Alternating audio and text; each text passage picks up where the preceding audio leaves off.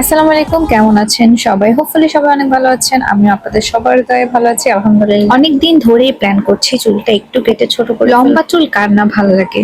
আমারও লম্বা চুল অনেক বেশি পছন্দ, কিন্তু কি করার, শুধু লম্বা চুল হলেই তো হবে না।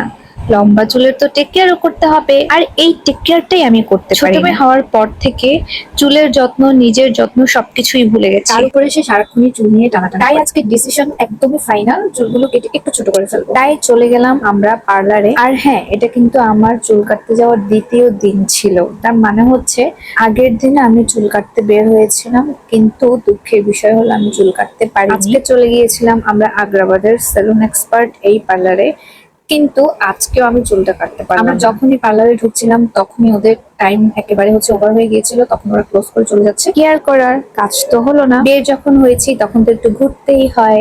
তাই আমরা চলে গেলাম একটু মার্কেটের দিকে। যেহেতু কোরবানির টাইম ছিল, আমরা রাস্তায় যেতে যেতে অনেক গরু দেখছিলাম, আর দুইজনে রিক্সা অনেক মজা করছিলাম।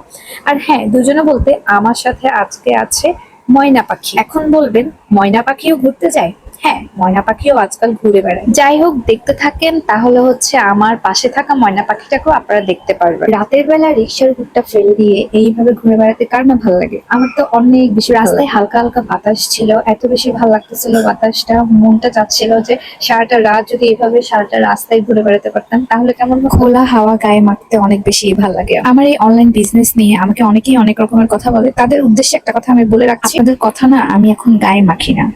আমি গায়ে লাক্সাবান মাখি, তারপর হচ্ছে একটা ব্র্যান্ডের ভালো লোশন মাখি, আর এরকম একটা ওয়েদার পেলে খোলা হাওয়া গায়ে মাখি। যাই হোক, চট্টগ্রামের এই রাস্তাটা আমার কাছে অনেক বেশি ভালো লাগে এবং আমার অনেক বেশি প্রিয়। চট্টগ্রামে আমার বয়স 23-24 বছর হলো। এই রাস্তাটা এবং হাতে গোনা কিছু রাস্তা ছাড়া আর কিছুই আমি চিনি। এই যে দেখতে পাচ্ছেন এখন আমার পাশে থাকা ময়না পাখিটাকে, ওর নাম হচ্ছে ময়না। তাই আমি একটু দুষ্টুমি করে ওকে ময়না পাখিই বলবো। নিজেকে ঘরে বন্দি করে না রেখে মাঝে মাঝে একটু ঘুরতে যাওয়া প্রয়োজন। একদিন হয়তো আপনার কাছে টাকা পয়সা থাকবে, আপনার আশেপাশে আপনার প্রিয় মানুষজন থাকবে, সময় থাকবে, সবকিছু থাকার পরও সেই দিন আর ইচ্ছাটা থাকবে না।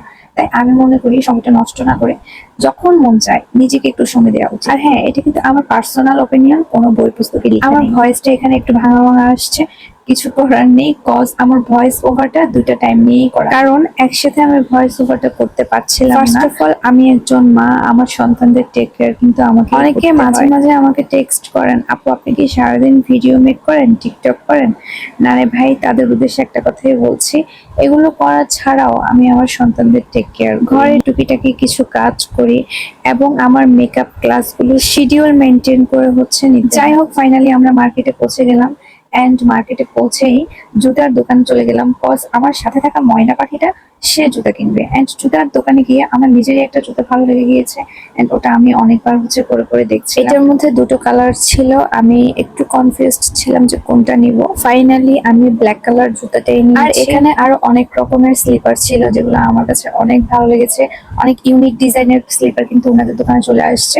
আমার ম্যাক্সিমাম স্লিপারই কিন্তু এই দোকান থেকে নেওয়া, ওদের কালেকশন গুলো আমার খুবই ভালো লাগে। এইদিকে ময়না পাখিটা এখনো জুতা চয়েস করতে পারছিল না, সে অনেক কনফিউশনে ভুগতেছিল কোনটা নিবে, আর যেটা পছন্দ করে ওইটার সাইজ মিলতেছিল না। যাই হোক, অবশেষে সে দুই জোড়া জুতো নিতে পেরেছে। শপিং শেষ করে আমরা একটু ফুচকা আর লাচ্ছি খেলাম। মার্কেটে গিয়েছি, ফুচকা না খেলে কি হয়, যদিও ওই ভিডিও ক্লিপগুলো আমি নিতে পারিনি কারণ আমার মেয়ে অনেক বেশি ডিস্টার্ব করতেছিল। ঘুরে ফিরে শেষ করে ফাইনালি আমরা ব্যাক করছি, এন্ড যেতে যেতে আমরা আবার গরু দেখছিলাম। মূলত বের হয়েছিলাম চুল কাটতে, আর আমার সেটাই করা হয়নি। তারপরও এই সময়টা অনেক বেশি এনজয় করেছি।